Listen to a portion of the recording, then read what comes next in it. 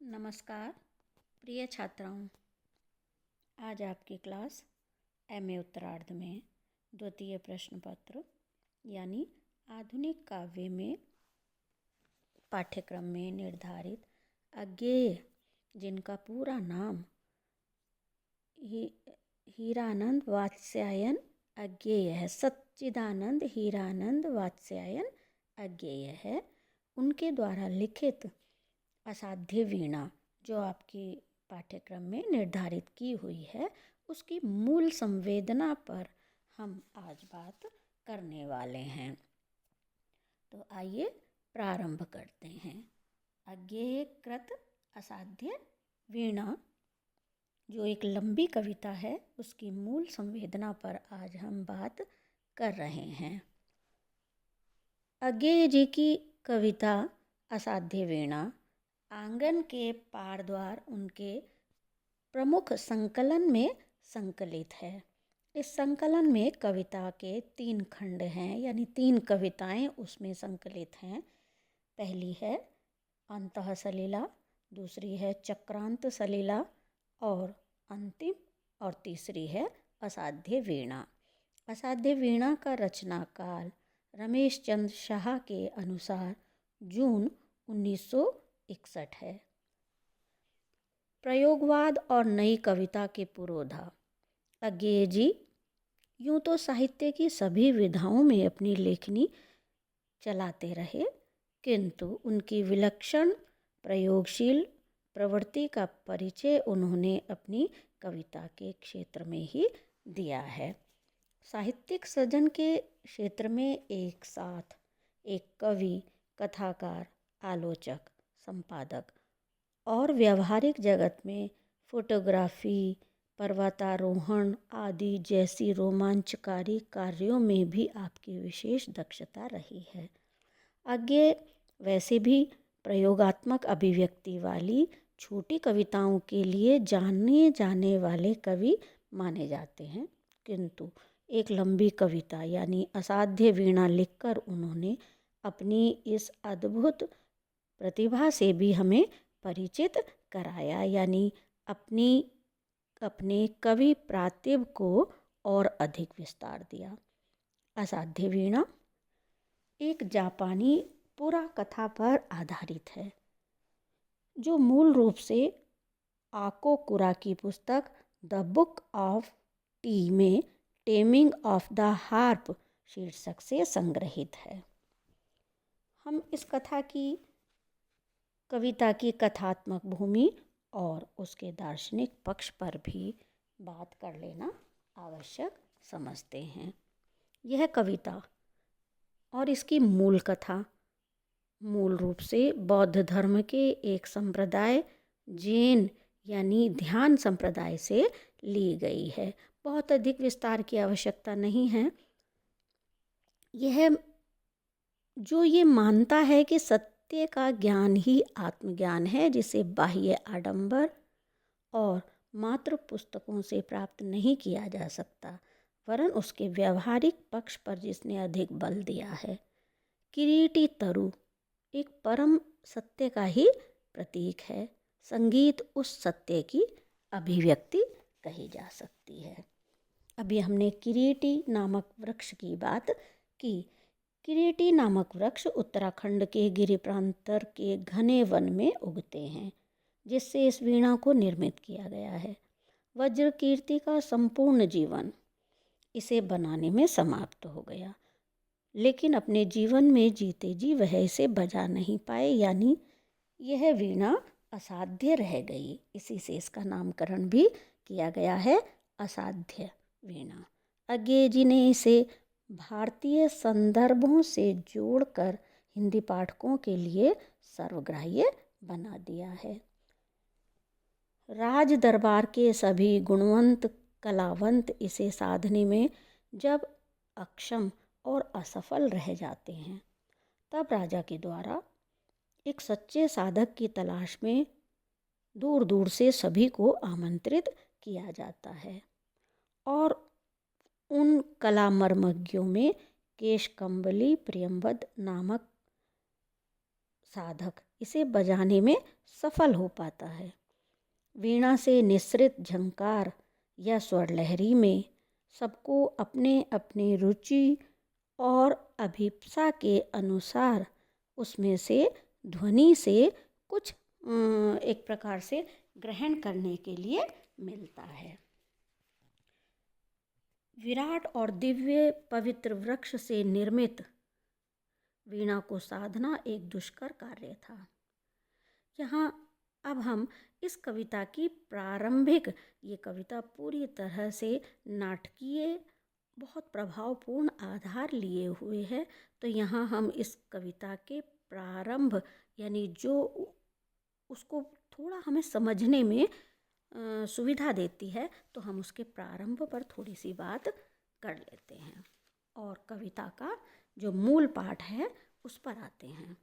देखिए, आ गए प्रियंवद केश कंबली गुफा गेह, राजा ने आसन दिया, कहा कृतकृत्य हुआ, मैं तात पधारे आप, भरोसा है अब मुझको, साध आज मेरे जीवन की पूरी होगी।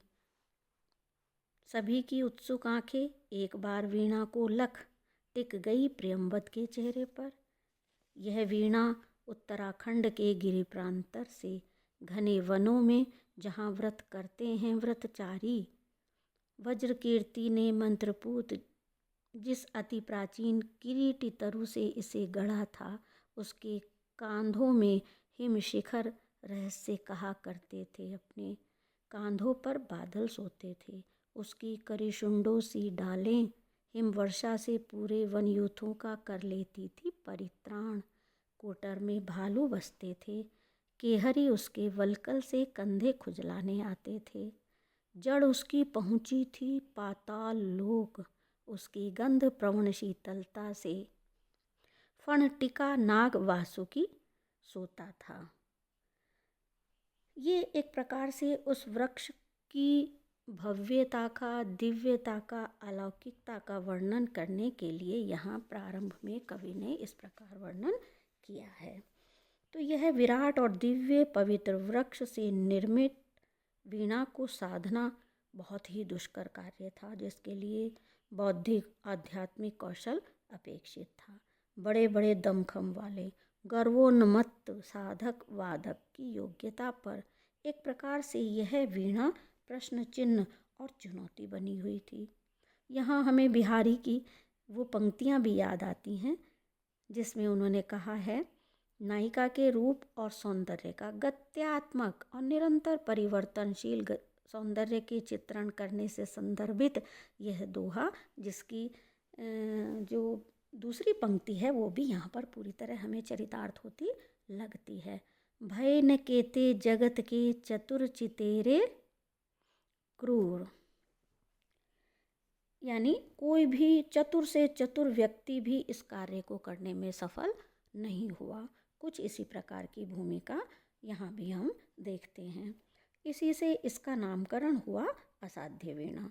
जापानी पुरोकथा में राजकुमार पीवो उसे बजाने में यानी उसे चैतन्य करने में सफल होता है, तो अज्ञे की कविता में केशकंबली प्रियंवद पूर्ण तन्मय साधना के साथ और बौद्धिक आध्यात्मिक संवेदना के संतुलित मिश्रण से इस वीणा को साधने में उससे अलौकिक स्वर्गिक स्वर लहरी निसृत करने में सफल होते हैं, जिसमें भावातिशयता के सभी रंग, भाव और अनुभूति और उसकी भूमि भारतीय अध्यात्म और दर्शन से भी संपृक्त करने में कवि ने विशेष सफलता प्राप्त की है। कविता में सभी प्रतीक, बिंब, कथा भारतीय संदर्भों से जुड़ती है। अज्ञे ने अपने अद्भुत कौशल से भारतीय संस्कृति और लोक रंग की पुटकी से, स्वरंग से उसे सराबोर कर दिया है।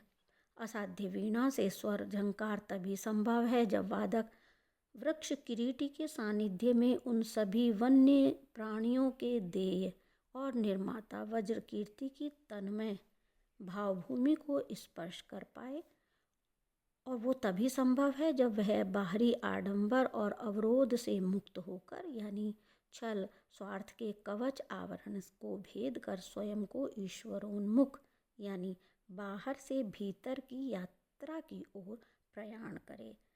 राज दरबार में सभी कलावंतों के इस कौशल परीक्षण में अयोग्य सिद्ध होने की एक लंबी प्रक्रिया चलती रही। उसके पश्चात निराशा और हताशा आ जाने के बाद, बहुत प्रतीक्षा के बाद केशकम्बली प्रियंवद उस वीणा को साधने में सफल हो पाते हैं। वीणा से निकलने वाला यह पवित्र स्वर वहाँ उपस्थित सभी श्रोताओं पर अपना अलग अलग प्रभाव छोड़ता है। जैसा कि कहा भी गया है, जाकी रही भावना जैसी, प्रभु मूरत देखी तिहि तैसी। सभी अपनी योग्यता, रुचि, दृष्टि और अपने अभीप्सित तथा वैचारिक भावभूमि के आधार पर, भाव ज्ञान के आधार पर ईश्वरीय कृपा और अनुभूति के पात्र बनते हैं। उस अद्भुत स्वर लहरी में किसी को तिजोरी की खनक, किसी को नववधु की पायल की रुंझुन, अबोध शिशु की किलकारी, सुरों की तान, नृत्य की घुमावदार आवर्तन से सुधबुध खो देने जैसी अनुभूति होती है, जिससे हर कोई मंत्र मुग्ध हो जाता है और अपनी चेतना को एक प्रकार से मादक प्रभाव से संयुक्त पाता है। आत्मलीन होने की यह स्थिति हमारी आत्माभिव्यक्ति का प्रकटीकरण है। यह वीणा विशुद्ध और विमल जीवन का संगीत है। यह हर व्यक्ति का मन बुद्धि का संसार अपने में विशिष्ट और अलग होने की प्रक्रिया से हमें परिचित भी कराता है। इसमें सत्य, शिव और सुंदर सभी कुछ छिपा हुआ है। सत्य प्राप्ति के सभी के मार्ग और साधन भिन्न भिन्न हो सकते हैं और उसी के अनुरूप उनकी अनुभूति और प्रतीति भी भिन्न हो सकती है। यहाँ एक बात और महत्वपूर्ण है कि हमारे जीवन का, सभी के जीवन का लक्ष्य क्या है, हम क्या प्राप्त करने की ओर उन्मुख हैं। तो वह निसंदेह रूप से उसका उत्तर है सत्य। सत्य प्राप्त करना जो निरंतर ज्ञान से शोधित होता रहता है, यही साधना भी है। और साधना की उच्च भूमि की अवस्था पर पहुंचकर सत्य यानी ब्रह्म से आत्म साक्षात्कार संभव है। जो व्यक्ति ज्ञान तपह पूत साधना और सत्य शोधन में दक्ष है, वही तो इस परीक्षा में यानी वीणा वादन में वीणा को साधने में सफल हो सकता है। एक प्रकार से वीणा को साधना ही सत्य की खोज है और उसको प्राप्त करना भी है। सत्य यानी ईश्वर प्राप्ति के लिए जो अनिवार्य शर्त है वो है सत्य। साधक को बाह्य माया के आवरण को भेद कर, अहंकार का त्याग कर, ईश्वर या परम सत्ता में स्व का विलय करना और उसके लिए समर्पण करना साधना के लिए प्रथम और अनिवार्य शर्त है। यहाँ इस भाव साम्य के लिए हमें कबीर का एक दोहा स्मरण होता है। जब कबीर कहते हैं, कबीरा यह घर प्रेम का, खाला का घर नाही, शीस उतारे भुई धरे, सो बैठे घर माही। यानी शीस यानी अहंकार, गर्व, अज्ञान, अविद्या, इनसे मुक्त होना अत्यंत आवश्यक है। जीवात्मा प्रेम रूपी घर में तभी प्रवेश कर सकती है, ईश्वर से साक्षात्कार कर सकती है। मन को बाहर से भीतर यानी उलट अपूठा आनी, कबीर जो कहते हैं वो बहुत आवश्यक है। बाहर से अपने को समेटकर भीतर की ओर, अंतर्मुखी प्रवृत्ति की ओर ले जाना, जो हमें ईश्वर से साक्षात कराती है। अब इस भावभूमि को हम यहाँ पर इस कविता की पंक्तियों से देखेंगे, जहाँ प्रियंवद उस वीणा को अपनी गोद में रखकर किस प्रकार की अनुभूति से युक्त होते हैं। करके प्रणाम अस्पर्श छुअन से, छुए तार अस्पर्श, यानी उसको कितनी कोमलता से, कितने ध्यान से वो छूते हैं। बोला, राजन, पर मैं तो कलावंत हूँ नहीं, शिष्य साधक हूँ, जीवन के अनकहे सत्य का साक्षी। वज्र कीर्ति प्राचीन किरीटी तरु आमंत्रित वीणा, ध्यान मात्र इसका तो गदगद कर देने वाला है। धीरे धीरे झुक उस पर, तारों पर मस्तक टेक दिया, मौन प्रियंवद साध रहा था, वीणा नहीं अपने को शोध रहा था। एक एक शब्द बहुत ही गहरा अर्थ लिए हुए शोधन करना। सघन निविड़ में वह अपने को सौंप रहा था उस किरीटी तरु को। यहाँ किरीटी तरु जो ब्रह्म का और आत्मज्ञान का परिचायक है, पर्याय है। संबोधित कर उस तरु को करता था नीरव एकालाप। ओ व्याकुल मुखरित वन ध्वनियों के वृंदगान के मूर्त रूप, मैं तुझे सुनूं, देखूं, ध्याऊं अनिमेष। स्तब्ध संयुत निर्वाक कहाँ साहस पाऊं। तेरी गोद बैठा मोद भरा बालक हूँ, ओ तरुतात संभाल मुझे। तू उतर बीन के तारों में अपने से गा, अपने को गा, अपने खग कुल को मुखरित कर। इस प्रकार की अनुभूति से युक्त होकर के प्रियंवद उस वीणा को बजाने का प्रयास करता है। यह विविध कलाओं के माध्यम से अभिव्यक्ति पाने वाली स्थिति है। वह चित्र, संगीत, नृत्य, कविता कुछ भी हो सकता है जिसका फलक अत्यंत ही विस्तृत और असीम है। केशकम्बली प्रियंवद सिद्ध साधक है। उसकी अंगुलियों के पवित्र पोर के स्पर्श को पाकर उसके भीतर के प्रेम के आह्वान से संपूर्ण समर्पण भाव से किरीटी वृक्ष के संपर्क और सानिध्य में पले बढ़े सैकड़ों वर्ष तक सभी जीव, मृग, हाथी, भालू मानो उस क्षण पुनर्जीवित हो उठते हैं, जिनके शुभ, सत्य और सुंदर भावपूर्ण देय से उस वृक्ष ने दिव्यता प्राप्त की थी, जिसके अस्तित्व में इन सभी का आत्मिक अंश समाहित है। उस आत्मिक अंश को अनुभव करके उसके सृजनात्मक रहस्य को बंद आंखों से देखते हुए प्रियंवद उसके सम्मुख नतशीश विनम्र होकर अपनी संपूर्ण श्रद्धा समर्पित करते हैं, जिससे वीणा में चिरकाल से सुप्त स्वर उस पावन स्पर्श को पाकर के चैतन्य हो उठता है। शून्य में साधक की साधना पूर्ण काम होती है। संपूर्ण दरबार वीणा के झंकृत तारों की स्वर लहरी से गूंज उठता है। यह अवस्था है जीव की ब्रह्मलीन होने की। किरीटी तरु जो परम सत्ता का प्रतीक है और प्रियंवद जो व्यक्ति सत्ता यानी जीवात्मा का। परम सत्ता सूक्ष्म है, असीम है, विराट है। दूसरी ओर जो जीवात्मा है, प्रियंवद है, वह सीमित और स्थूल है। अंश का विलय अंशी में होता है, यही जीव का परम लक्ष्य है। और यहाँ फिर से हमें कबीर के शब्दों का आध्यात्मिक दर्शन से संबंधित जो दोहा है वह स्मरण होता है। जल में कुंभ, कुंभ में जल है, बाहर भीतर पानी। फूटा कुंभ जल जल ही समाना, सोतत कथ्यो ज्ञानी। तो यहाँ मूल भाव है अहम यानी अपने गर्व का विसर्जन, अहंकार के विसर्जन के बिना परमात्मा से संयुक्त नहीं हुआ जा सकता। यही इस कविता की मूल संवेदना भी है। और साधक कभी भी अहंकार से युक्त नहीं होता है। वो उस सब का श्रेय स्वयं को देना नहीं चाहता, बल्कि उसकी कृपा से, अनुकंपा से कृतकृत्य हुआ मानकर कुछ इस प्रकार की अभिव्यक्ति करता है और कहता है, श्रेय नहीं कुछ मेरा, मैं तो डूब गया था स्वयं शून्य में। वीणा के माध्यम से मैंने सब कुछ था सौंप दिया। सुना आपने जो, वह मेरा नहीं, न वीणा का था, वह तो सब कुछ की तथता थी।